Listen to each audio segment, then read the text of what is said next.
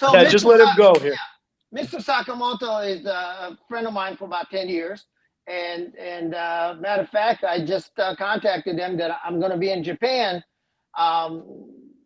for Great Muta, a great professional wrestler known throughout the United States. Great Muta character is retiring January 22nd. And I made an arrangement for him to show up in New York at the AEW event and about a month and a half ago. And now the Sting is going to go over there to team up with Great Muta on his last wrestling event in Yokohama Arena. And who's going to be joining him is Darby Allin, Sting's current young partner, will be joining him in Yokohama as well. And interesting thing, as you know, you guys, that in professional wrestling, it's such a doing business in Japan is such a relationship thing. So a lot of things, it's hard to get things done unless you know some people, and you have, especially in Japan, a relationship is a big deal. And so Mr. Takeda, from president of Anoa, reached out to AEW, try to get Sting to come in and be involved in the last match of Great Muta. Well, he ran into a couple of walls, and so he reached out to me, and I got it done. So I made arrangements. As they say, I was a great facilitator to make these things happen. So Sting, myself, and Darby Allin's going over there to from Great Muta's last event, and he's going to be facing. You remember Hakushi, the WWE Japanese wrestler from back in the days? Yes. Yeah. They're going to be wrestling him, and Marufuji is probably likely that one of the best, they say in the United States, a cruiserweight in Japan right now. He'll be wrestling against those guys, and Akira, who is one of the big stars from New Japan Pro Wrestling. So he'd be Akira, and I would love to see Akira and Darby Allin match up, and of course legendary Hakushi and Sting, and of course Great Muta, and it's going to be quite the show. That'll be the main event. And doing all that stuff, I got to do one more thing, which is, you talk about Forbidden Door. I got Mr. Nakamura, Shinsuke Nakamura, WWE superstar. He's going to be wrestling Great Muta as well on January 1st. And just a few more days, he'll be going to Japan to wrestle against Great Muta. It's one of the very first time WWE superstars going to go back. Now, Shinsuke Nakamura was, as they say, young lion back in the days at New Japan under Great Muta. So this is something he wished that he wanted to do before Muta retired. So, still working international, still making deals.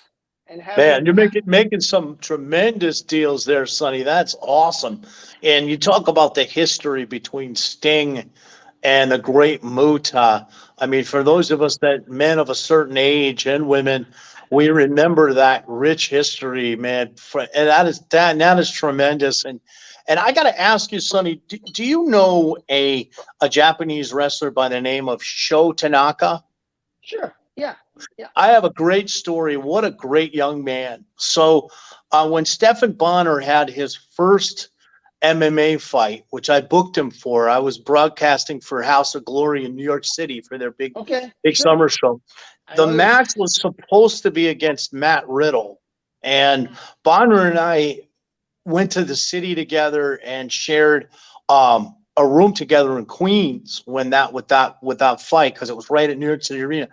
And Matt Riddle had nothing on his social media, and Bonner was the marquee guy along with Forrest Griffin from Ultimate Fighter, and Riddle was kind of a guy that had been on Ultimate Fighter, but that not many fans knew. This was before he went WWE.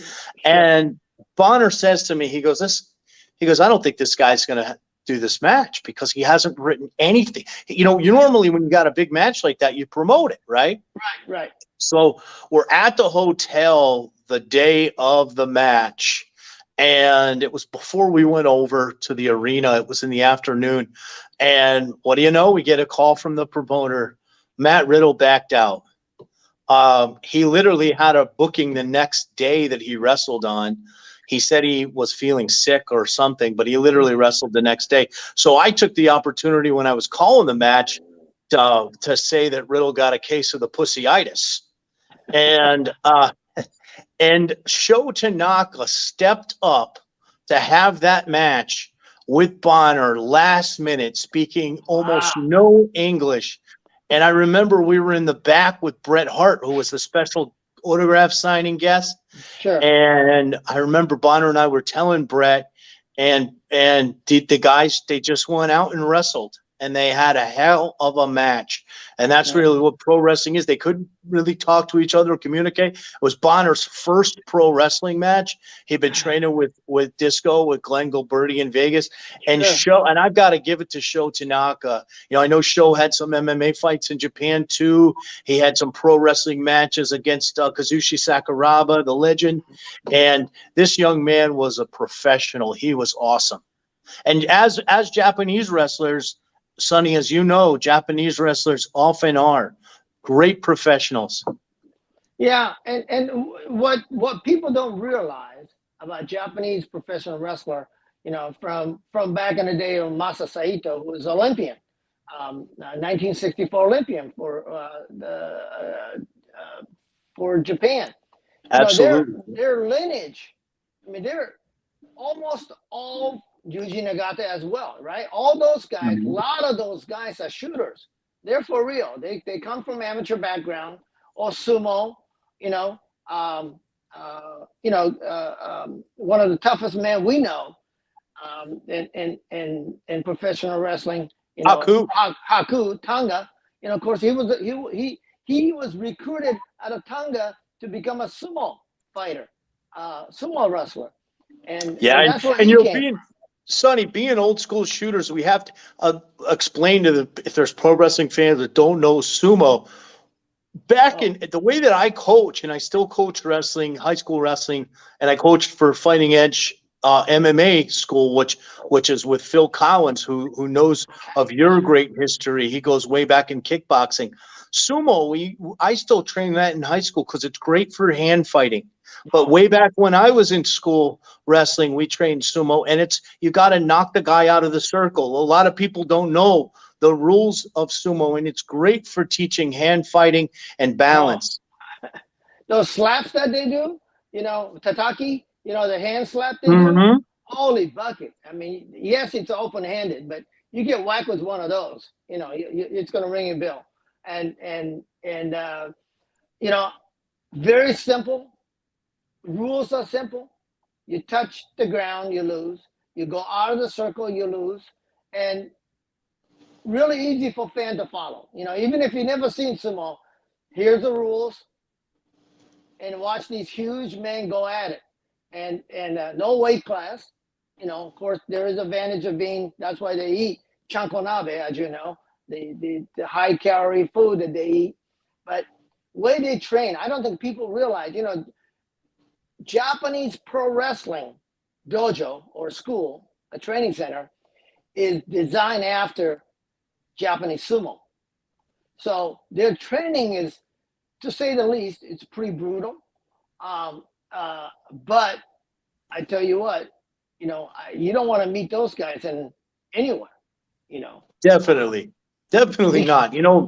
Sonny, there's something really cool that I'm bringing to Great North Wrestling, sort of along those same lines. I was asked to be business development manager and broadcaster for a company called Shoot Pro Wrestling. They've had 3 shows. They feature collegiate wrestlers, UFC fighters that are signed UFC fighters because they can do grappling tournaments, and some of the top grappling competitors from companies like Fight to Win and High Rollers. And there's been 3 shows, and we're bringing a 4-man tournament to Great North Wrestling in 2023. I worked for Jake Shannon, who does scientific wrestling with Josh Barnett and Wade Chalice, and he used to do seminars with going back with Billy Robinson, and he was very close to Carl Gotch. So it's a real shoot pro wrestling tournament, and it's pretty cool. It's really cool. And I'm excited to bring that, but you're absolutely right. The history of Japanese pro wrestling is really what the old history of American pro wrestling was. And that's why we're doing this show, Old School Shooters, to kind of educate the fans. Yeah, I mean, you know, there's a reason why when USC, you know, I was at the very first UFC event where there was, you know, where there was no weight class and all this different styles of martial arts went in and octagon and look who came out. You know, I know jiu-jitsu or Brazilian jiu-jitsu came out, but look who since then, and even then, who was really came out on top was wrestling. You know, yeah, and it definitely, Sonny. And you know, we talk in the Rough and Tumble book. You mentioned Brazilian Jiu-Jitsu. What a lot of people don't know is who trained the Gracies, and it was a gentleman whose ring name was Count Coma. First of all, the Gracie family ran the carnivals in Brazil, and it was a gentleman named Maeda, not Akira Maeda, but Mitsuyu Maeda. A lot of people confused with the Japanese pro wrestler Akira Maeda. This was way back to Mitsuyu Maeda. He's who trained the Gracies, and he had a long career in competing back in the day and taking on comers from the carnivals, but also in the old catch wrestling and early pro wrestling matches. And Elio Gracie, who did Elio Gracie ever fight? He only fought 3 guys. They were all pro wrestlers. He fought Masahiko Kimura, who broke his arm, and they named the Kimura. The Brazilians did after him.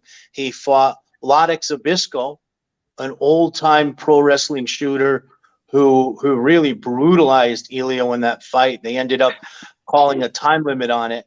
And he fought Fred Ebert, who was a journeyman pro wrestler. So the pro wrestling lineage and MMA lineages are combined, the roots of the same tree. Absolutely. You know, people don't realize, especially young pro wrestling fans, you know, WWE and current AEW fans and MFW and you know, for that matter, even back in WCW, they don't really realize professional wrestling back in the days before even they had a television. You know, they will go, like you were talking about, they were kind of part of a carny. You know, that they would go from town to town. And one of the things they used to do is they would, of course, they would have their shows, you know, pro wrestling shows and events but one of the things they used to do was they would invite a local tough guys, the wrestler, the farm boys, and say, Oh, yeah. Get in the ring, $500 he'll get you. Right? Yeah. $500 if you stay in a ring with Masayoshi Saito for 5 minutes.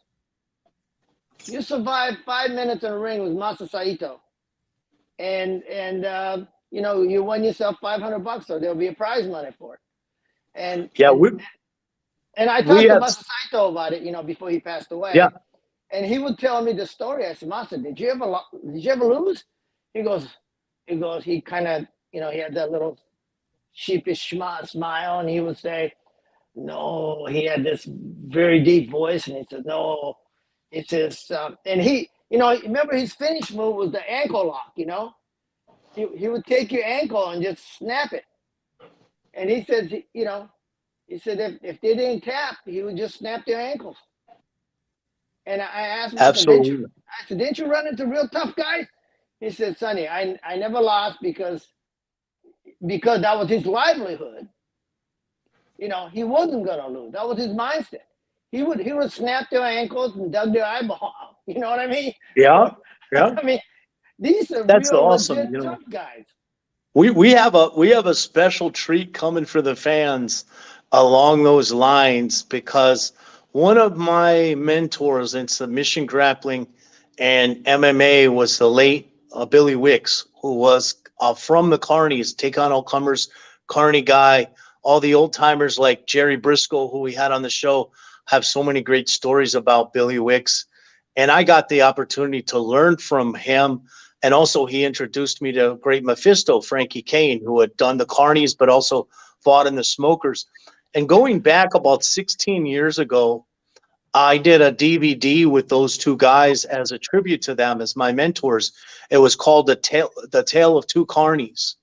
And back at that time, a funny story. I was just talking to Neil Melanson this morning, who used to run Extreme Couture. He's Randy Couture's grappling coach, among many others. And he was telling me about how he gave that DVD to Randy, and Randy said, "Come over and watch it with me." And they watched it together, and they were in awe of these stories. Cool. Because Randy was really a guy that understood his roots from wrestling and the catch wrestling lineage. So that's awesome about Masayoshi Saito, and that's really what our show is all about with old school shooters.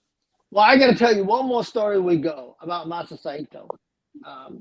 You know, he's the reason why WCW and New Japan had such a great relationship in 90s, and without him being on New Japan side and Eric Bischoff on WCW side, you know, we would have never had the relationship we had, and it has never been since. You know, many has tried. WWE tried WWE Japan, that failed, and AEW is trying to do a relationship, but you know, you have to be equal parts on both sides who trust each other to make that relationship work. But I'm going to tell you a quick Masayoshi Saito story. Masa was married to a lady. His first wife was from Minnesota, and they were in Roppongi in a club on third floor in the city of Tokyo. Road Warrior Hawk, Mike, and Masa and Masa's wife, who was from Minnesota, a Caucasian lady. They were at the bar, and if you've been to Japan, you understand it's very small elevators, and bunch of Nebraska college football team. When Nebraska was really a tough team back then, they were playing in some kind of Japan Bowl, collegiate bowl, and they came up the elevator on the same bar that the Masa and Hawk was. Well, Masa and Hawk and Masa's wife decided to leave. So it's a small elevator. As the doors started to close, one of the football players said something derogatory towards Masa's wife. And you got to know Hawk. If of course, Hawk stops the elevator door, you know, opens it back up, and it's on. You know, what'd you say? I'm sure a few derogatory word was thrown, and you know, to make the story short, Masa snapped 5 ankles that day, and needless to say, those 5 ankles and those 5 Nebraska football players didn't play football in Japan. They never made it on the field. That's awesome. there was actually footage of these guys, you know, not suited on the sideline with the ankle in a cast. That's awesome. And, you know, that's a thing, too, you know, for guys that don't know what they're doing and aren't submission grab, the best thing to do is get an ankle and snap it. Yeah. Yeah, that's awesome.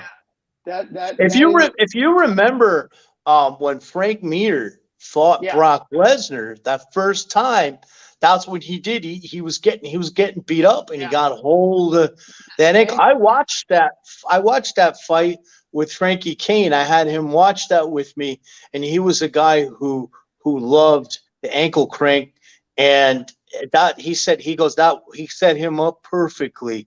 Frank Mir set him, and then of course in the subsequent fight, you know, Frank Mir got beat up pretty bad. You know, Eric Paulson was Brock's coach, Brock's grappling coach there in Minnesota for the team out there with Marty Morgan. So that's a good tie-in too. We were talking about Shuto, but Soma, that is such an awesome story. I want to turn it over to Jack Kilby because I know he has a few fan questions. Okay. Yeah, we've got actually quite a few, Sonny. So we'll just rip through them in no particular order. We may jumble around the timeline a bit, but the Gore Lord wanted to know what your opinion of Onita was. You touched on FMW a bit. Yeah, Onita started in New Japan. He came out of New Japan dojo, and whatever the reason, he was broke away from it, and I think it has to do something to do with maybe his size. He wasn't quite big enough because they were looking. A lot of the big star in New Japan was still bigger guy and certainly in Japan, and I think that's Onita went out and found his own way with the extreme. He wanted to. He was a showman, just like our friend here, the King of Connecticut. He wanted to make sure the eyeball got on him, and he went to the sub part of professional wrestling. Those some of the matches with those explosion matches, barbed wire matches, fluorescent light bulb matches. I have a few good. Matter of fact, I spoke with Onita's office that we might be bringing some of those footage here in the U.S. Because I work for Fight TV. So we may be, you might be able to find some of that on the Fight TV very soon in 2023. But, very nice man. But at the same time, once again, although a lot of crazy stuff, obviously, he don't mind bleeding. And what people don't realize is a lot of those guys, I'm sure there's a lot of tough guys who came from with martial arts and wrestling background and professional wrestling. But certainly, if you ran into a Japanese professional wrestler, I can almost bet, 8 out of 10 times, they have real strong martial art background. And the last thing I want to do is mess with those guys.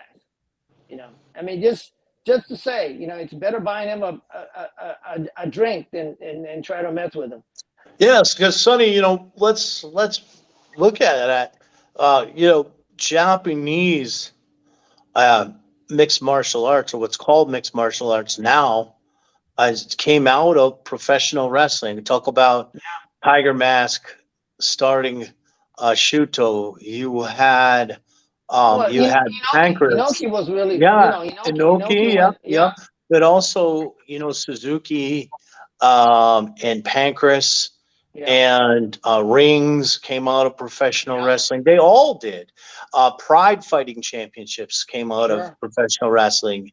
Nobuhiko Takada. So all of the professional wrestling, and even when you really get deep into it and you study combat sports history in Brazil and the Vale Tudo and who trained the Gracies, it's all linked into early days of shooters in professional wrestling. And that's why, I always tell people to buy my book, to buy Rough and Tumble, because you learn so much.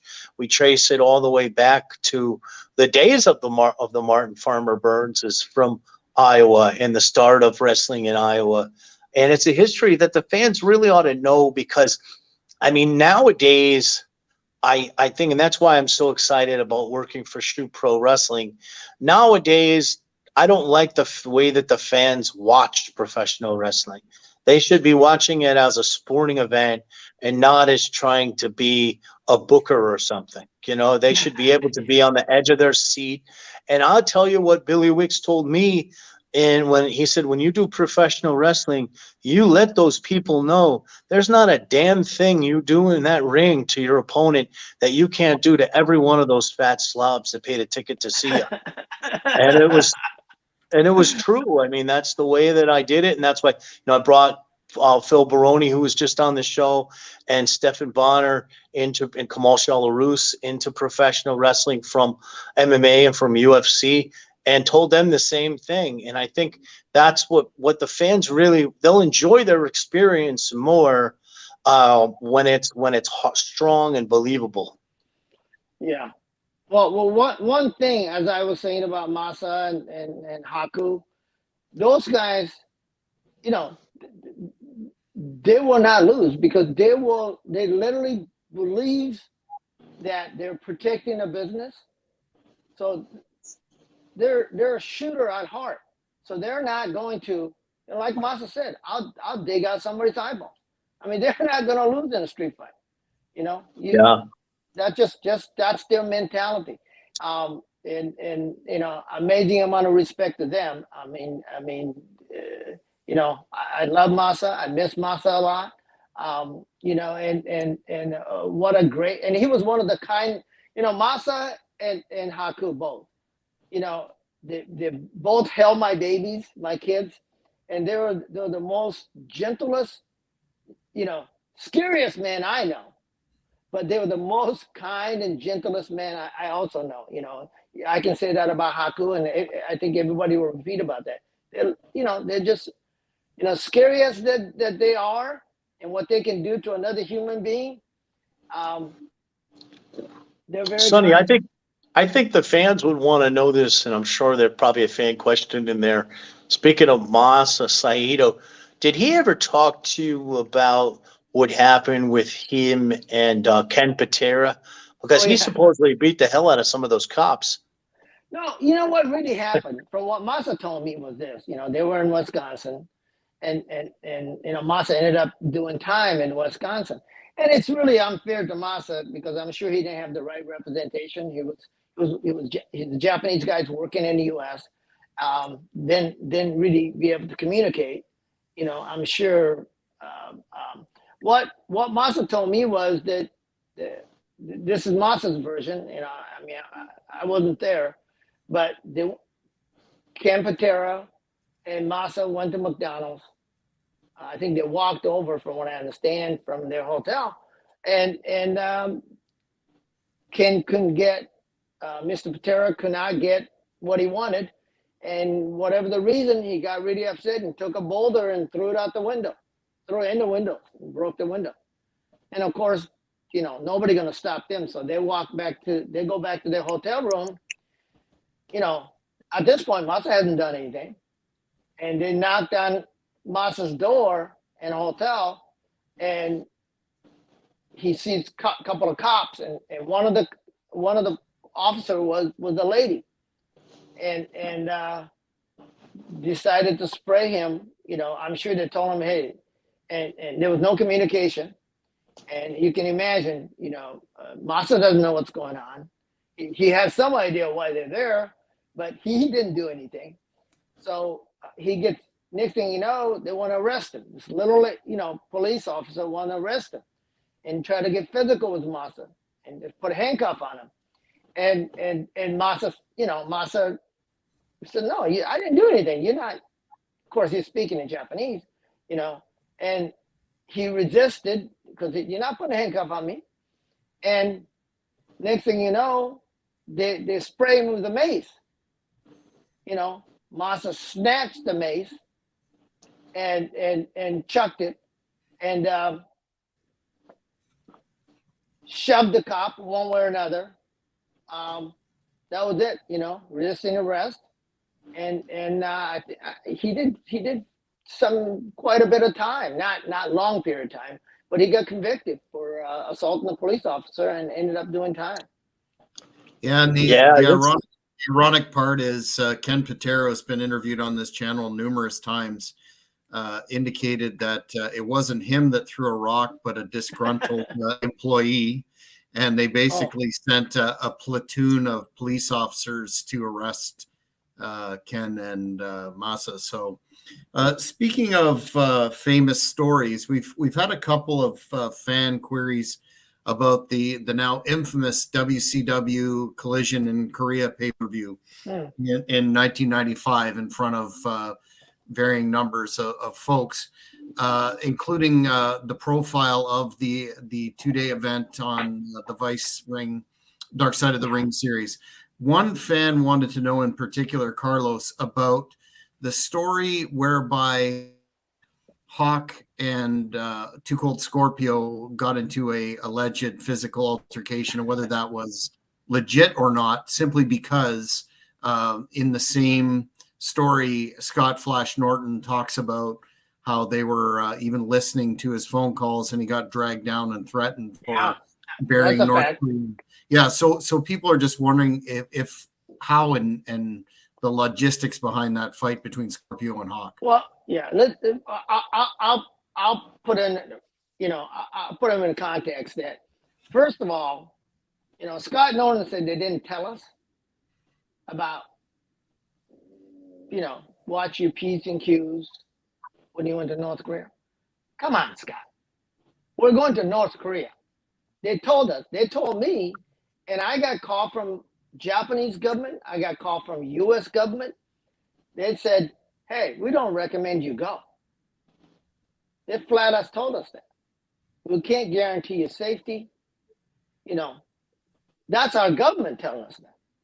And then when we, certainly New Japan guys, none of the Korean descent New Japan guys went with us. Ricky Choshu was a Korean descent. He didn't go. And listen, North and South Korea are at war. Of course he's not going to go there.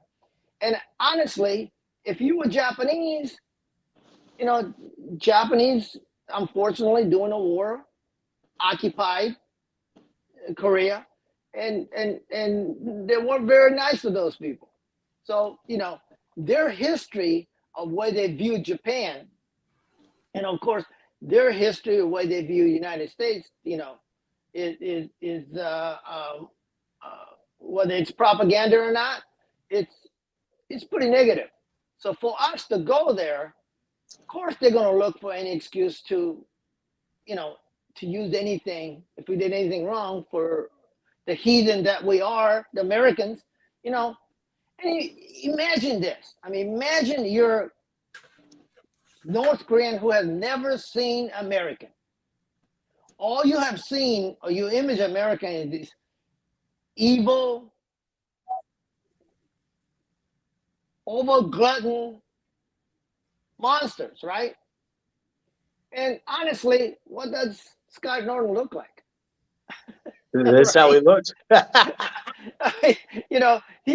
He is, he's so big and barrel chested that there goes, oh my God, what our government tell us in North Korea is true. Look at them, right?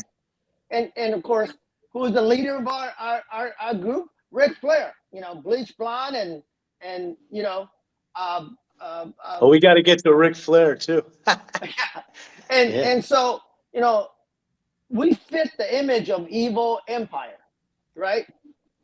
And they told us, they said, don't bring any pornography, don't bring, they're going to be watching and listening to us every minute we're there. They told us that. So I don't know how Scott missed that memo, but they did tell us to watch ourselves. And if you know anything a little bit about North Korea, I think they told us that Mike Chinoy of CNN, who met us at the hotel, told us that the only person who's been to U.S., aside from, the press, Americans have been there, either been captured, shot down, or, Except for D-Rod, except for old Dennis Rodman, right? Right, who came many years later. And so, matter of fact, when they put us, when we got to the airport, Eric and I was in a car with our attaché, which was, I'm sure their Secret Service lady. She was with us everywhere we went. And one of the first things she turned, she sat in the front next to the driver, and Eric and I was in the back seat. She turned and looked at both of us and says, first thing she said to us, well, one of the first things she said to us was that, okay, don't rape our women. Eric and I looked at each other and said, we have no intention of raping anybody, certainly not here in North Korea. I mean, oh man, you just think about that for a minute. that's how we were a monster from this foreign country, and where they viewed us, and we're portrayed in their country. They never seen American to begin with alive, or for that matter, I don't know how many Japanese they have seen us, but we were essence of evil, as a human being to them. And Sonny, let me ask you this.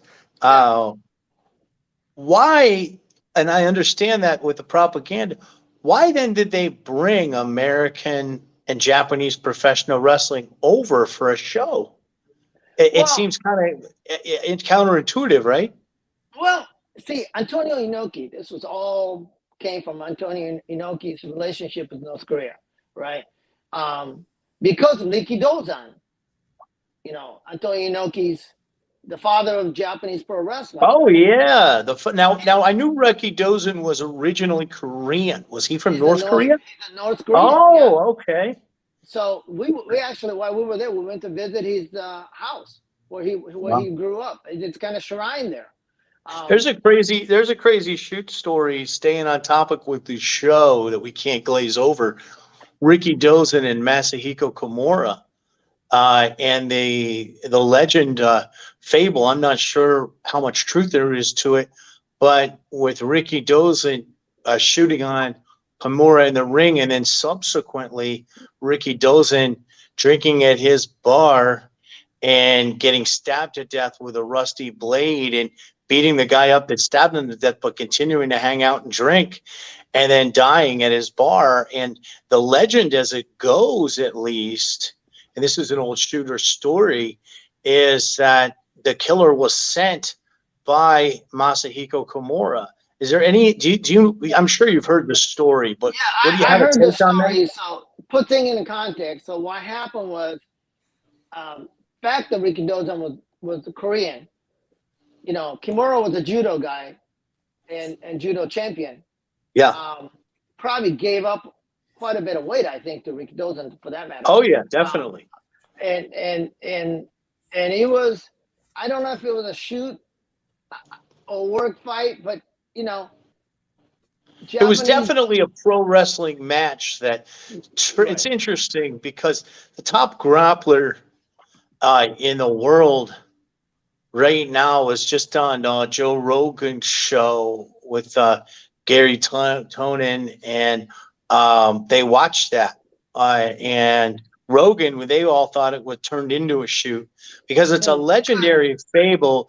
And the reason that it bleeds over into MMA and jiu-jitsu is because the Kimura is named after Masahiko Kimura when he broke Helio Gracie's arm with that hold in a match.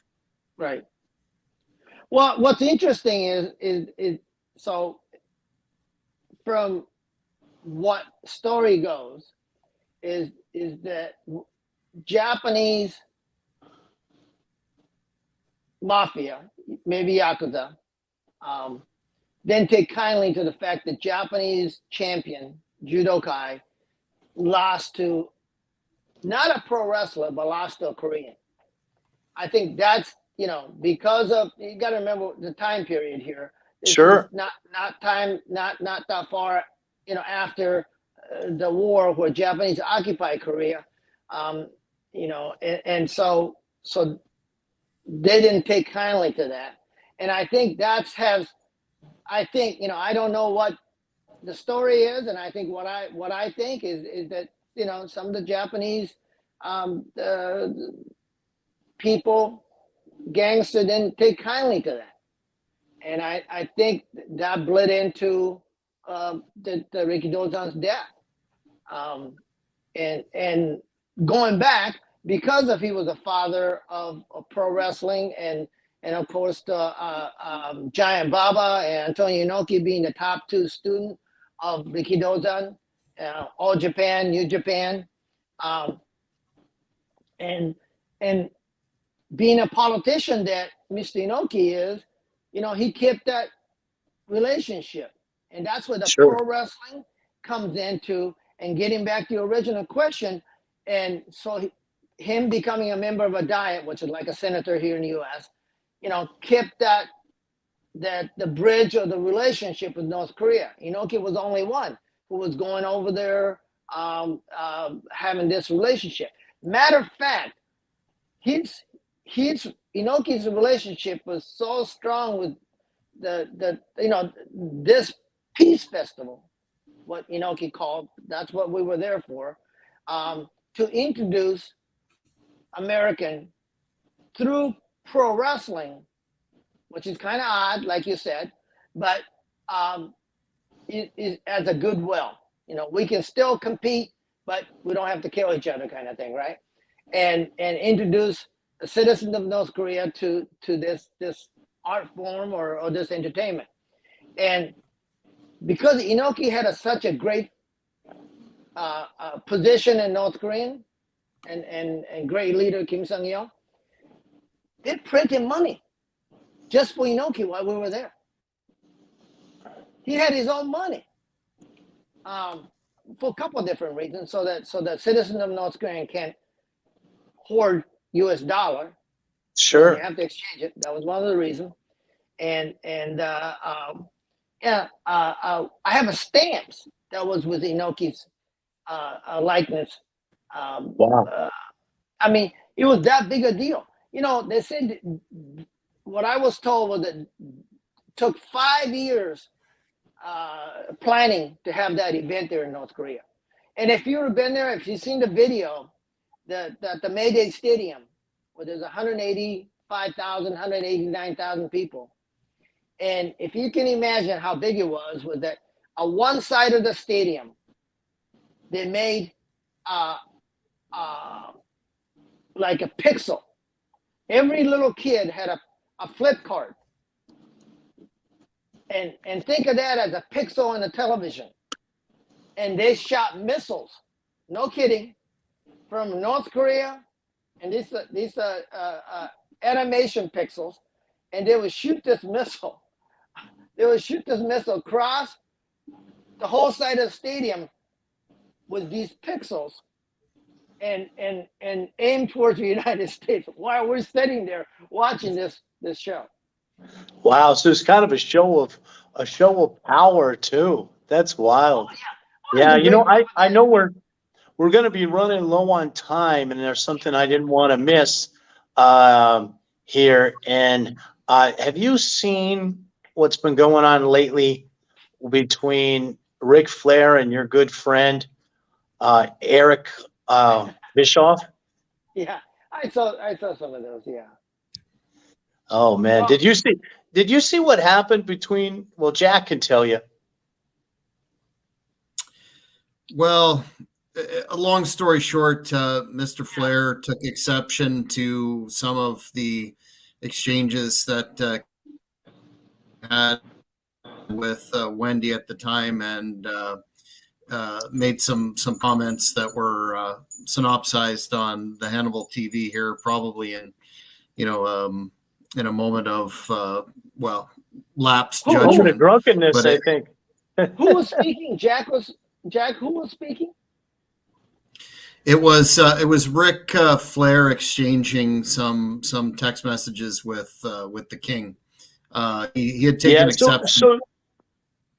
So essentially what happened was my law firm wanted Rick to come down to host an event, and I had known Rick casually for some years, and he was very interested in a woman that I had partying on his boat on Lake Lanier, and seeing some pictures of her, some rather saucy pictures of her, which he asked me to send. And when he got the pictures, Wendy saw them, and that started his drunken, nasty tirade texts to me. And then he and Wendy ended up splitting up, and Wendy told me, she's like, oh, he's hammered every day after 3 p.m, and he's unbearable. So I sent her a picture of me, because I thought they were split. I was hanging out in the pool, and I said, she went back and forth. Let's get together for some mimosas, because she lives here in Florida. Well, she took the picture, sent it back to Rick, and then Rick threatened to kill me and said he was going to find me and all this stuff. And it became a big story. I just had fun with it. And I'll say, like I said to Jack, and I've said before, Rick, I wish you and Wendy nothing but the best, and you have nothing to worry about Ric Flair. Wendy's a wonderful woman, but she's 2 cup sizes too small, and she's 40 years old for this king. 40 years too old for this king. So yeah, we had our own little, and now Eric is having his similar tirades back and forth with Rick. And I'd say Eric's been very laid back and professional, but Rick is being Rick. Rick, listen, you know, I love Ric Flair. I truly believe in my take as a professional wrestling entertainer goes. I think he's one of the best. If he's not the best, he's certainly one of the best. I have nothing but respect for him. He can, as a professional wrestler, he can make me look good. And I don't know nothing about professional wrestling and ring stuff. And he's amazingly entertaining. He's one of the best. He made in North Korea. He made Inoki look like $1 million times 5. I have nothing but respect for Rick. And those of you who don't know Ric Flair is just like the Ric Flair what you see on television. You know, he's not faking it. That's Rick. He is, limousine riding, champagne drinking.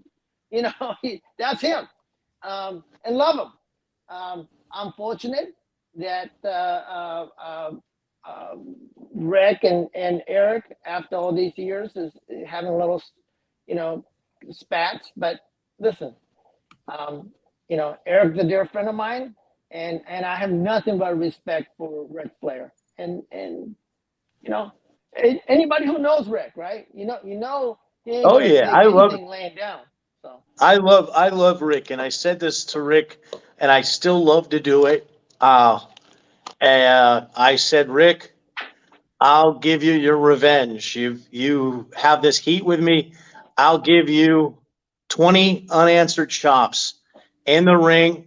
You can chop all the skin off my chest, and I'll give you Rick's revenge. And I know the fellow Bill Hazelwood, who hosted the gathering in Winston, Salem, where they had Arn Anderson and Tully Blanchard, and they were on board. I wanted them to be Rick's enforcer. So if I got out of the ring and tried to scurry off, they tossed me back in the ring.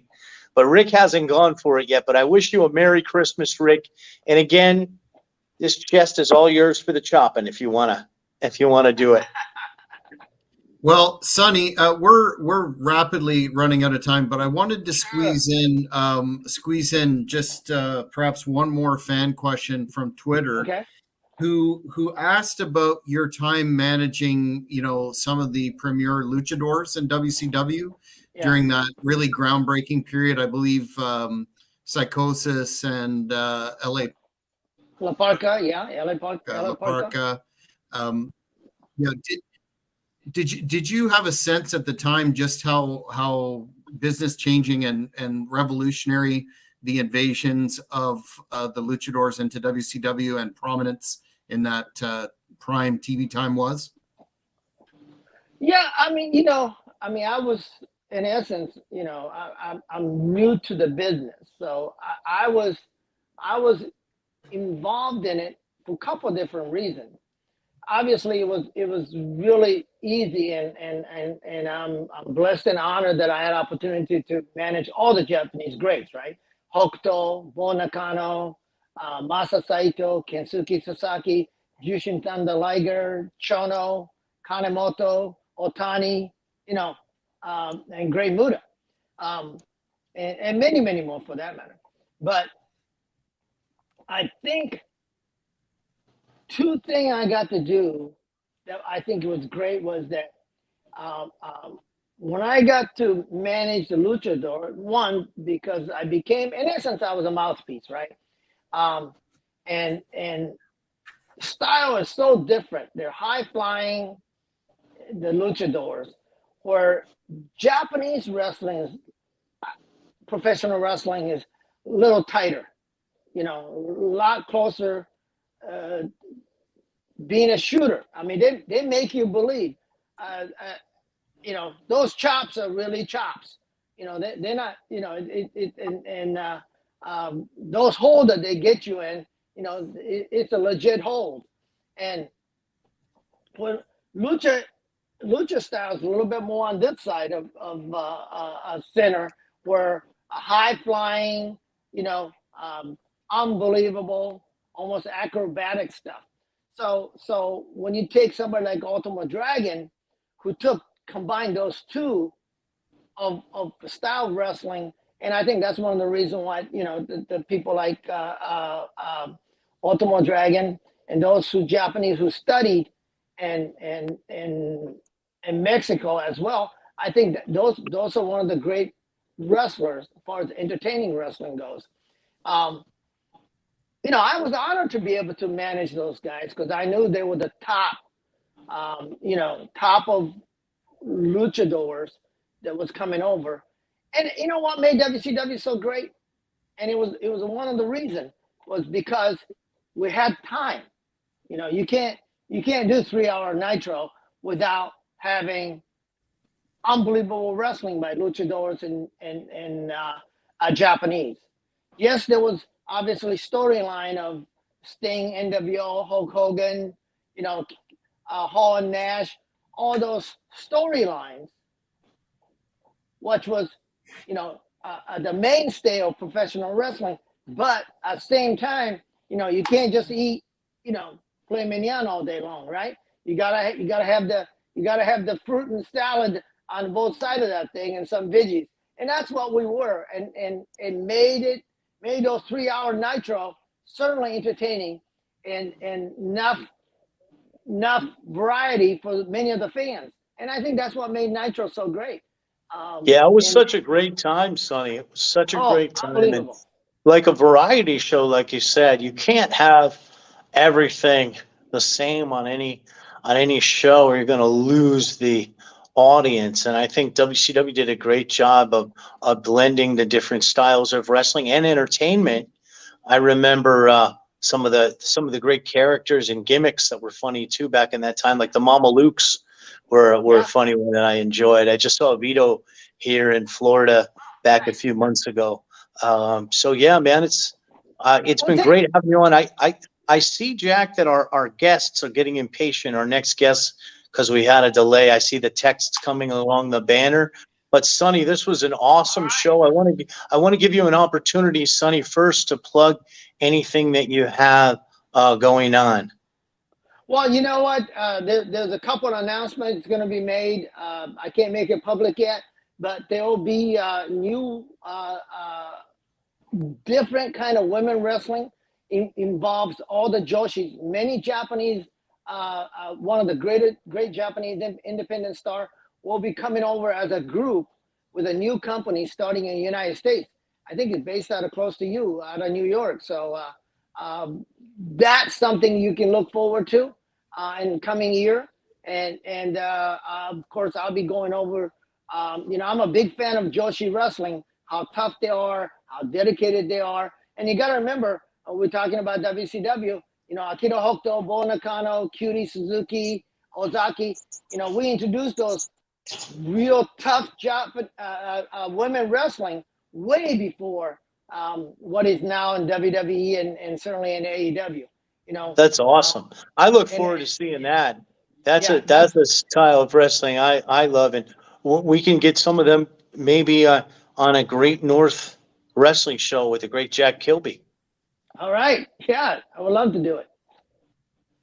Well, we appreciate you again taking your time today, Sonny. Love to have you back. I feel like we've just scratched the surface. I still have about a couple of pages of fan questions. So sometimes, hopefully, in the new year, if you could find the time again, we'd be honored to have you on. Absolutely. Thank you so much for having me. And it's great. I don't do too many of these, and I love the opportunity. Thank you. Awesome. Thank you so much, Sonny. And we just blew through an hour. So we've got our first one was almost a half hour. I said, let's do another 20 minutes, but time flies when you have a great guest like Sonny Onoo. And I want to thank Sonny Onoo for coming on. Absolute pleasure. And I want to kind of close with a little song from the chairman of the board. that we like to close with, and a little singing for everyone on this Christmas season. right. I'll put my hat on for this. I've been to town, beyond the boulevard and down the beach, and I've learned things that only time can teach. Thank you, everyone, for listening to Old School Shooters. We are Silver Sages spreading knowledge to the younger ages. Happy holidays, everybody. Enjoy.